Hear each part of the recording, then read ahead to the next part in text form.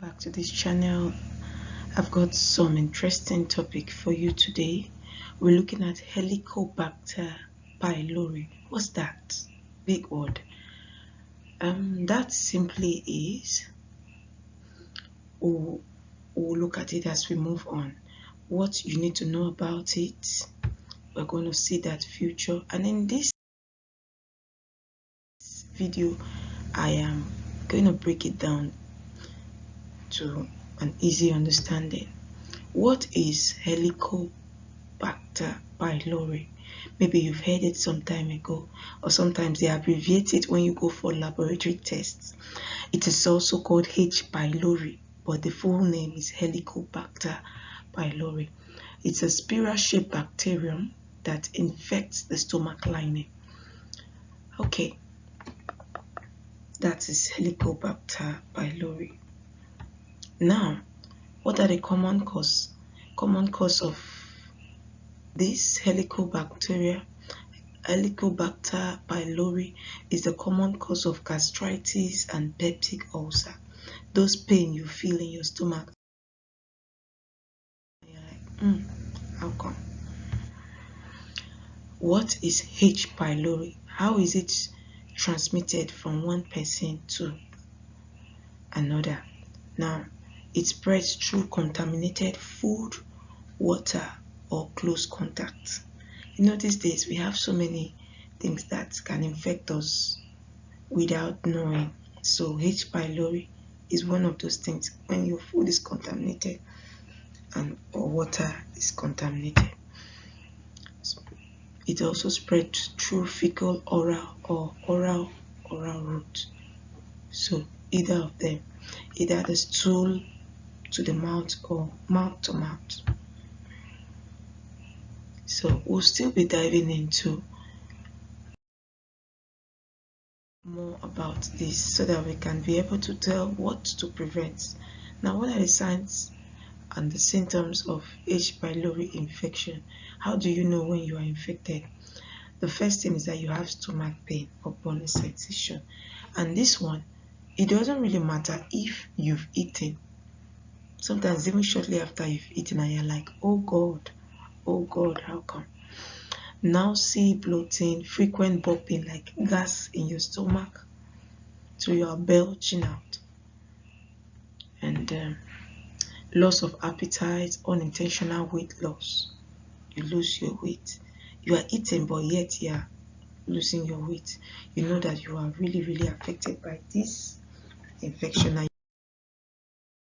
you needed urgent treatment so that you can recover. Okay, next to it, diagnostic test. How do you check to know? Because it's only when you know about something you can actually treat properly. First, you would do the urea bread test, stool antigen test, body antibody test, endoscopy with blood antibody test, endoscopy with biopsy. Whichever one you choose, the lab technician will be able to, medical lab technician will be able to, fix and choose which one is best, and then which routes he can observe and give you your results. Medical lab scientists, they help out with that. Next, we have the how is it treated? How is it treated? First, we see that number one is a triple therapy, 2 antibiotics and a proton pump inhibitor. A proton pump inhibitor is like a certain effect. It would help to control the stomach acid that is being released that causes the pain. The antibiotics treat the infection properly, and this process can last for 10 to 14 days, but it's better treated at this point to avoid progressive injury to your health. So it's best you treat it. And now, what are the possible or potential complications that can result? We have complications like when not treated. That's you can develop peptic ulcers and it can grow worse to bleeding, internal bleeding, and the rest. Gastric cancer is there over time when you don't treat it. So it's best to treat it so that you can eliminate all this. Then you have the mold lymphoma.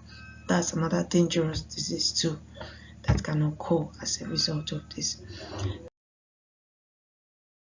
Next, we want to see like how to prevent H. pylori infection. How to prevent H. pylori infection. Now, number one, maintain good hygiene. Wash hands, clean food. Make sure your food is coming from a clean source, prepared properly. Clean water drinking. Avoid eating food from questionable sources. People you can't tell how hygienic they prepare their food. You avoid them. And taking these measures are very crucial as they would help us in a great way.